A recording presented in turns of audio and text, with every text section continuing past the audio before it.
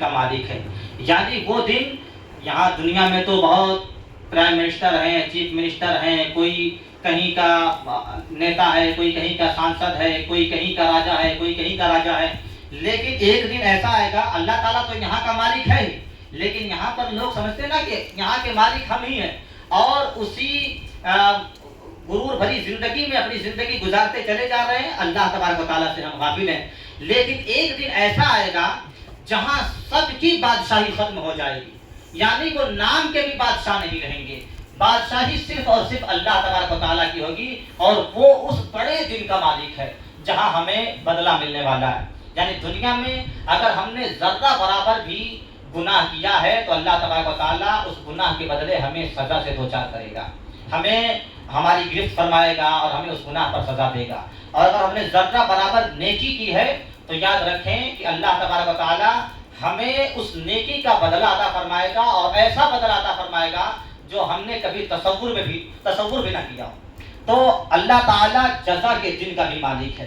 اب دیکھیں الحمدللہ رب العالمین، جب ایک بندہ نماز پڑھنے کے لیے جاتا ہے تو نیت باندھتا ہے اللہ اکبر، اور نیت باندھنے کے بعد ثنا پڑھتا ہے، تعوذ تسمیہ پڑھتا ہے، پھر پہلے اپنے رب کی تعریف کرتا ہے، الحمدللہ رب العالمین الرحمن الرحیم مالک یوم الدین۔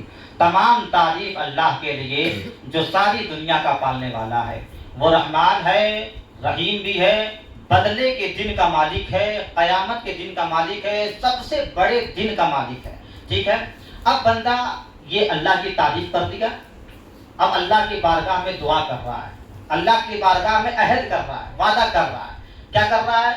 ایاک نعبد و ایاک نستعین، ہم تیری ہی عبادت کرتے ہیں، اے اللہ ہم تیری ہی عبادت کرتے ہیں اور کریں گے، اور تجھ سے ہی مدد چاہتے ہیں اور چاہیں گے۔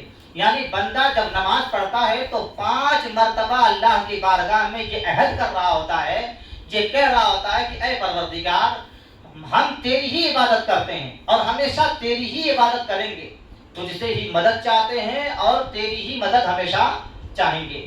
اب آپ دیکھیں کہ ہم اور آپ جب اللہ کی بارگاہ میں جا رہے ہوتے ہیں تو دن میں 5 مرتبہ نہیں، 5 وقت کی نماز پڑھتے ہیں، کتنی رکعتیں پڑھتے ہیں، اور ہر رکعت میں اللہ سے یہ وعدہ کر رہے ہوتے ہیں، یہ عہد کر رہے ہوتے ہیں کہ پروردگار عالم ہمیشہ ہم تیری عبادت کریں گے اور تیری عبادت کر بھی رہے ہیں، تیری مدد چاہتے ہیں اور تیری مدد چاہیں گے بھی ہے۔ لیکن چونکہ ہم سمجھتے نہیں ہیں، اس بات کو جانتے نہیں ہیں، وعدہ کر کے آ رہے ہوتے ہیں اور فوراً گناہوں میں مبتلا ہو جاتے ہیں۔ وعدہ کر کے آ رہے ہوتے ہیں، عہد کر کے آ رہے ہوتے ہیں کہ ہم تیری عبادت کریں گے، اب تیری عبادت کیسے ہوگی؟ اللہ تعالیٰ جن چیزوں سے ہمیں روک رہا ہے وہ کرنا اللہ کی عبادت تھوڑی نہ ہے، بلکہ جو کام کرنے کا ہمیں حکم دے رہا ہے وہ کام کرنا ہی اللہ کی عبادت ہے۔ جیسے اللہ نے فرمایا وَمَا خَلَقْتُ الْجِنَّ وَالْإِنسَ إِلَّا لِيَعْبُدُونِ، ہم نے جناتوں کو اور انسانوں کو اپنی عبادت کے لیے پیدا کیا، تو چاہیے کہ بندہ ہر وقت عبادت میں لگا رہے، ہر وقت اللہ تبارک و تعالیٰ کی عبادت کرے۔ وہ چل پھر رہا ہے اللہ کا نام لے رہا ہے، راستے میں چل رہا ہے، کئی کنکر پڑے ہوئے ہیں جس سے کسی انسان کو نقصان پہنچ سکتا ہے، ہٹا دیا، عبادت ہے۔ کسی مسلمان بھائی کو دیکھ کر کے مسکرا دیا، عبادت ہے۔ کسی کو اچھا مشورہ دے دیا، عبادت ہے۔ ماں باپ کو محبت کی نگاہ سے دیکھ لیا، عبادت ہے۔ بندہ اگر چاہے اور اگر جانے تو ہر وقت وہ عبادت میں لگا رہ سکتا ہے، لیکن اگر خلوص ہو، اگر نیت اچھی ہو تو۔